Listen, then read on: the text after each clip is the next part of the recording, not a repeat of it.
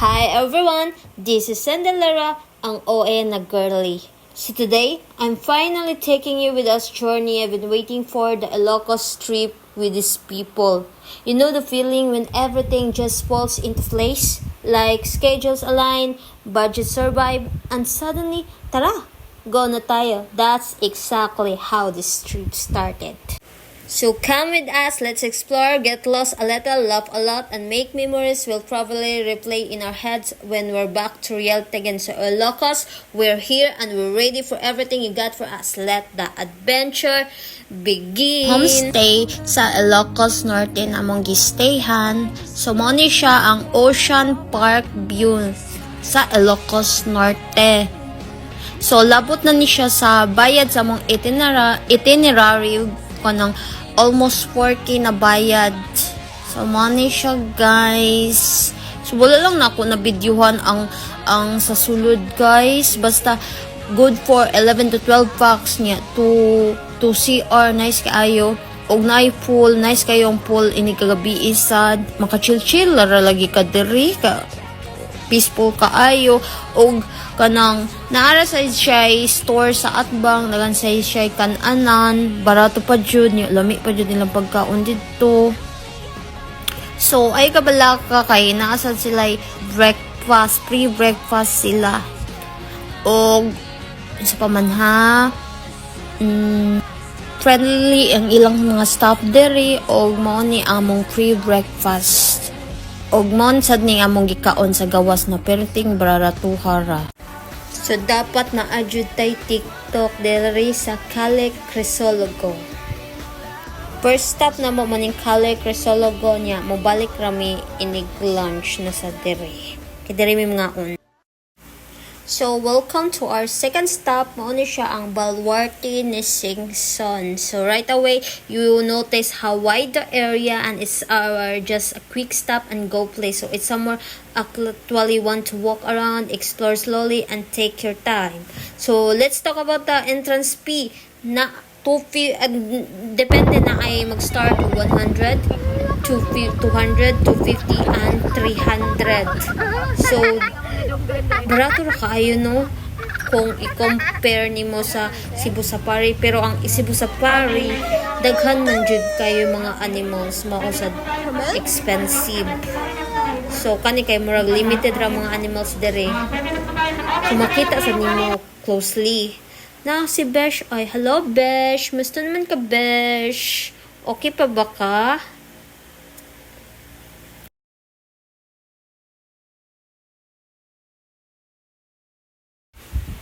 So after our second stop, we made our way back to one of the most iconic places in Bigan, Calle Crisologo, Morning Calle Crisologo. And this place always feels like a different kind of magic every time we come back. So morning ka ng old Spanish style houses, makita nimo kabawlo mo guys. Kanang nabasa rin ako sa libro og nana ko diri. So this time we weren't here just to explore. We were here kay diri may mga ang museum hopping nya makapalit na dito barato diri. The souvenir here is not expensive. So let me tell you, this Calle Crisologo never disappoints.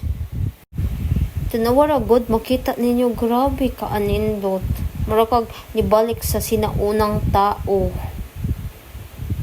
So money nag-jar making maning kanang pottery nasa diri. Of course, souvenirs. So nagpalit ko ganong mga souvenir. Tinapday diri ang katong mga utin-utin. Din ka ana. Diri mo palit. Pero cute sa ito. That's it. Dito. So for our fourth stop, we finally arrived at one of the most exciting part of this Ilocos adventure, the Sandones experience. And if you've been waiting for something a little more thrilling, a little more wild, and a little more unforgettable, this is it. We're talking about the Poway Sandon. So right away, the scenery already changes. So from historic street and Kusipud spot, we now step into something totally different.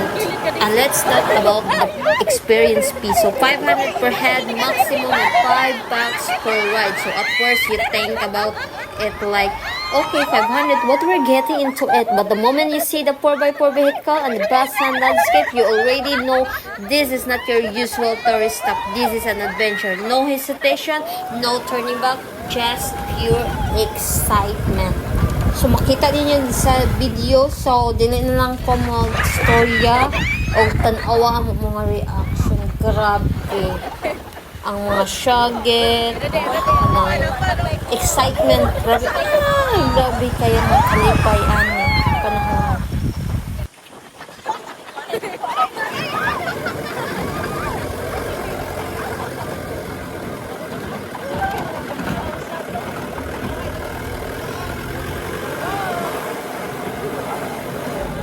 So, ang third Englishing naman guys. So, morning guys, mabisaya na sa ko. Just kung ano sa tanawa nga mo mga reaction. Grabe, sige magpangatawa. Grabe, jud ka. Kuha ng adrenaline. So, we got adrenaline, we got laughter, we got screams we didn't know we had. And most importantly, we got a shared experience we'll probably talk about for a long time. I-try dyan ninyo kung namo si locals, try mo ang 4x4 sandals. Super worth it. Di na sa ko mag-voice over ani, so tanawa na lang ang video.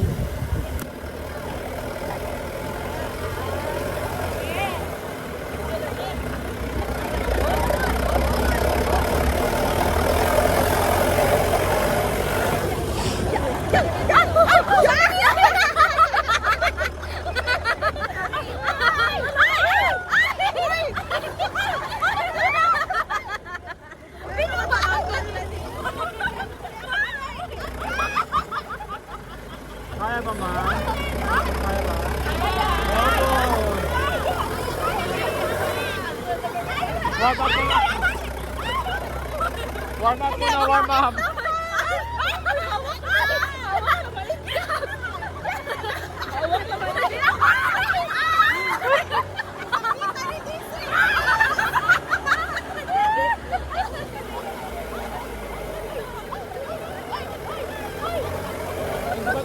Di pa ito final, practice pa lang po ito. Practice pa lang po ito. Mamaya pa.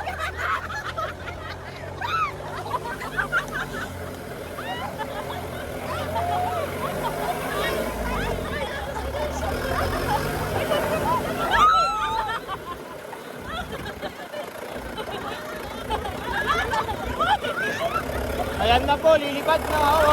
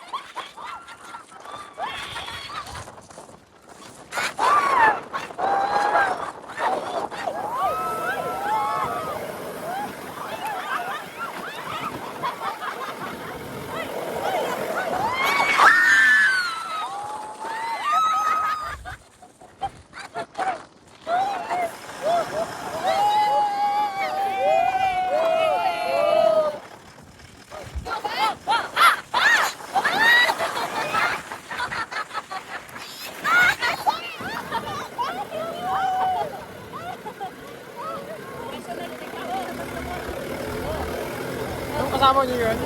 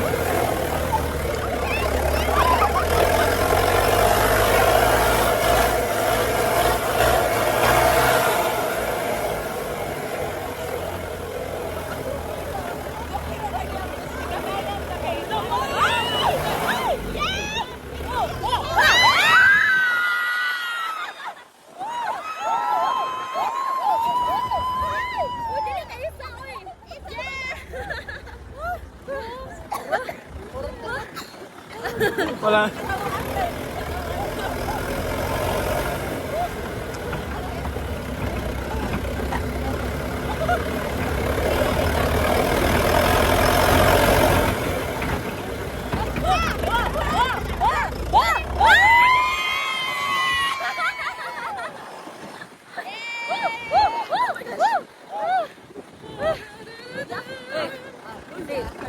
Kalma kayo eh.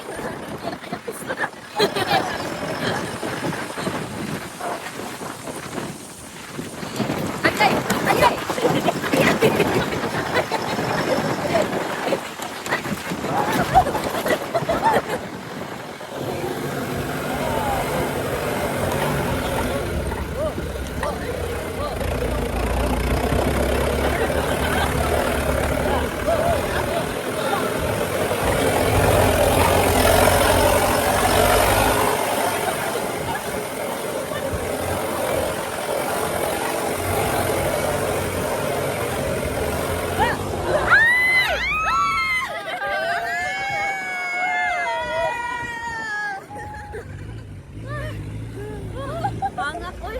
Hangap, maday. Hangap, si sakit.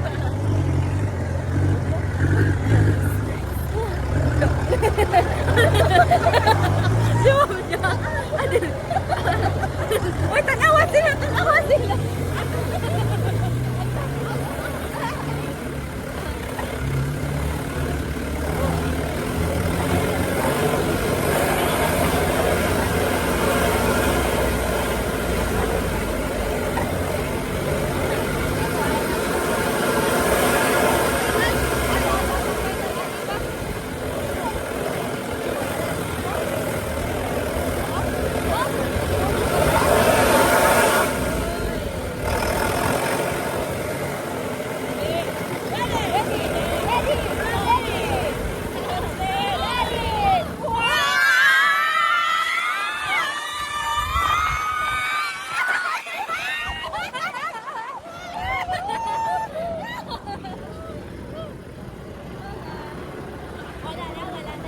Dalawa ko, ma'am. Oh. Dalawa. Dalawa ako, dalawa.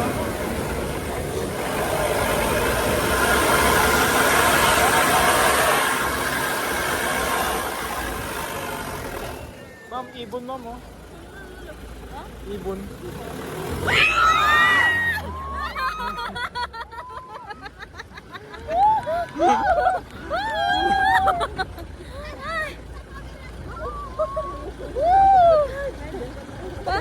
Bungkag yung lawas ni Yunsay.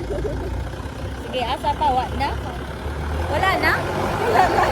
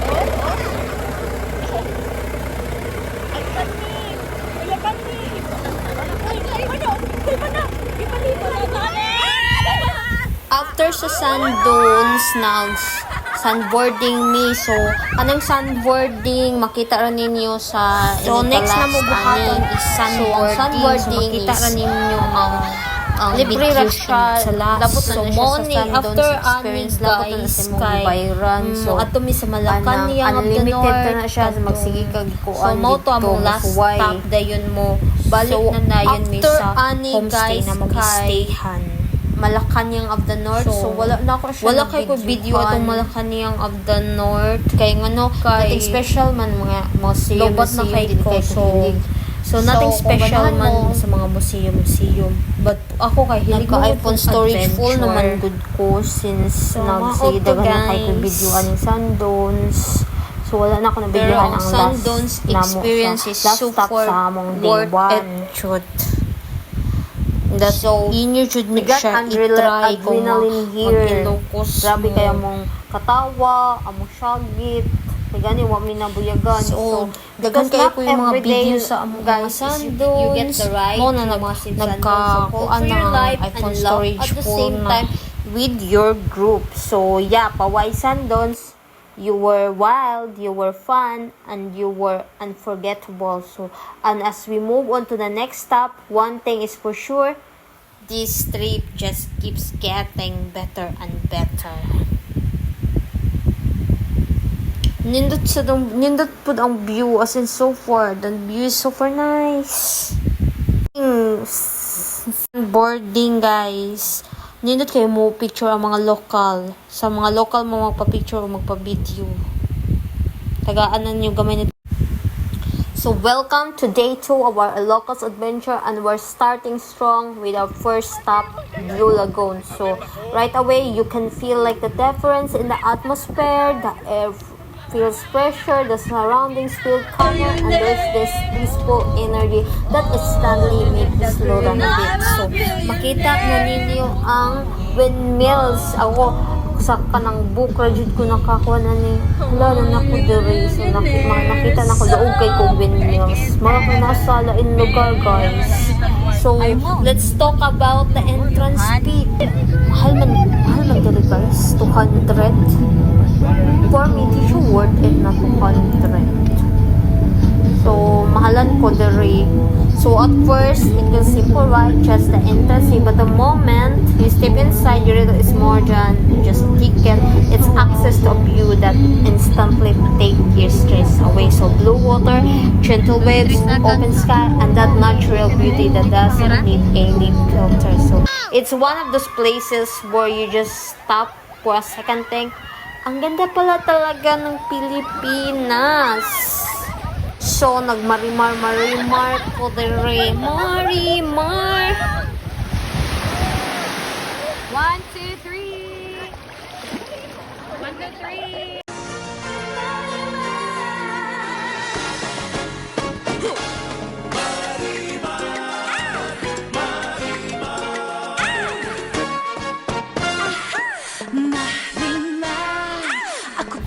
So, next is the Bantay Abot Cave. So, pag humana mo sa Blue Lagoon, Bantay Abot Cave, may para nothing special man dire. Makawa ko na nothing So, for this part of our Ilocos trip, we're finally here at one of the most iconic coastal roads in the Philippines, the Patapat Viaduct. So, honestly, this place like something straight out of a movie. And now we're here at another iconic stop in Ilocos, the Bangi. Is Bangi Windmill. Correct me if I'm wrong. So from afar, you can already see them tall, elegant, and slowly spinning with the winds, one by one lined up along the coast like silent giant watching over the sea. And as we got closer, you really start to appreciate how massive they are. So it's one thing to see them in photos, but being here in person, it hits different.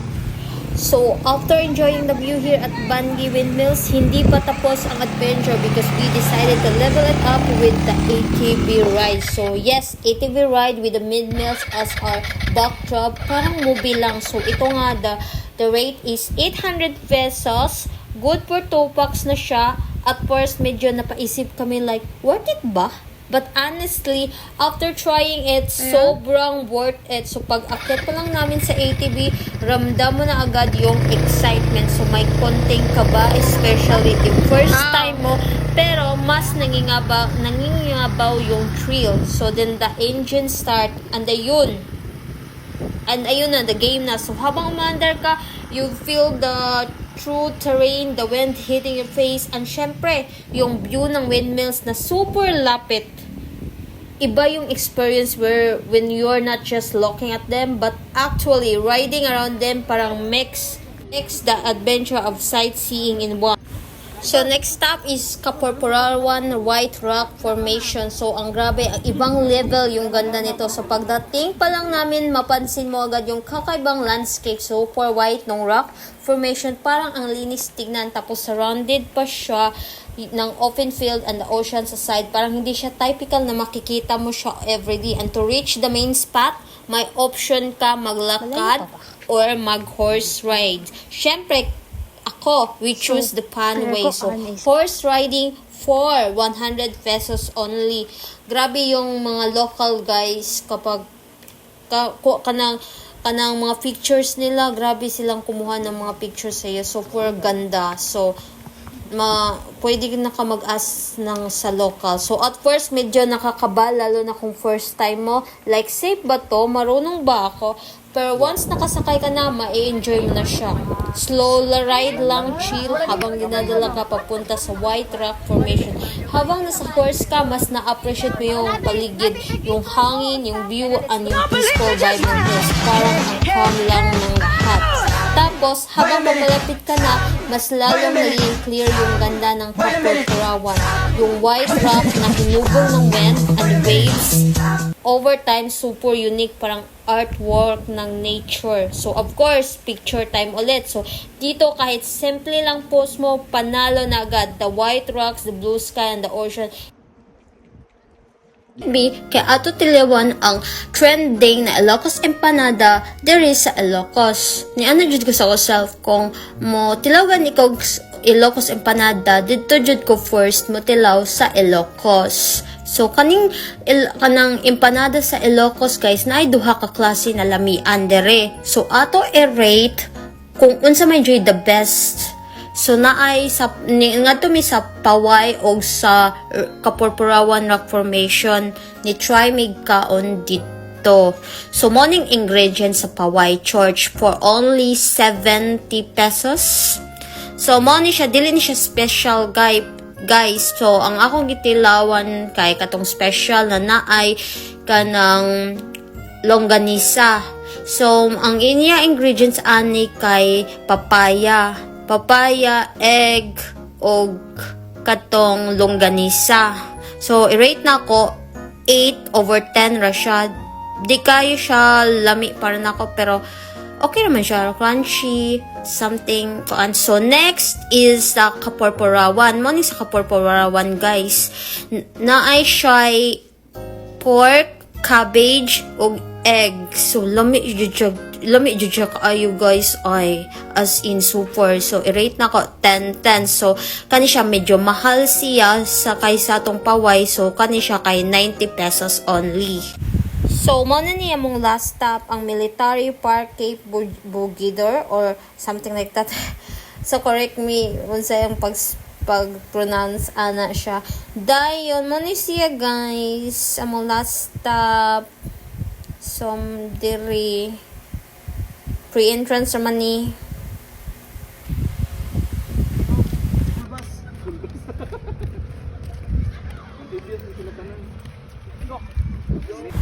So, mo niya mo third day mga guys. So, padung uli na mi. So, nagpicture mi sa Welcome to Ilocos Norte. Nya, karon nanami sa La Union Grapes Farm.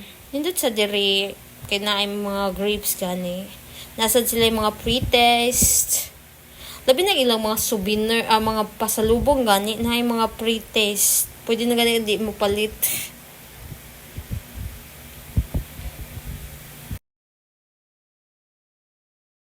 And just like that, this marks the end of our Ilocos Norte adventure. So, pupunta na kami ng airport. So, parang ang bilis lang, no? From the moment we started the trip hanggang sa lahat ng stops, experiences, tawanan. Ngayon, pauwi na kami.